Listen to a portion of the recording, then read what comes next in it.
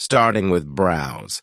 The Browse tool is an interactive tool that enables users to visually inspect the data within their workflows.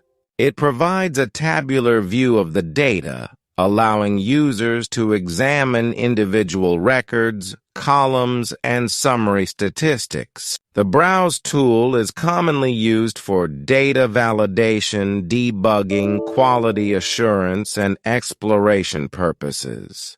It offers features such as filtering, sorting, and basic data visualization options like histograms and scatter plots, providing users with a comprehensive view of their data as it flows through the workflow. Then the Input Data tool provides a user-friendly interface for configuring connections to these various data sources, allowing users to specify file paths, database connection information, authentication credentials, and other settings as needed. Once configured, the tool retrieves the data and makes it available for further processing and analysis within the alteryx workflow. In alteryx, the Output tool is used to save or export the processed data from your workflow to external sources or files. It's typically the final step in an alteryx workflow where you specify how you want to store or use the data that has been prepared or analyzed.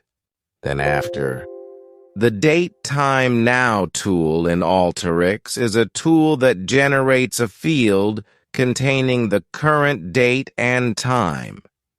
It's particularly useful when you need to timestamp data or create time-based calculations within your workflow.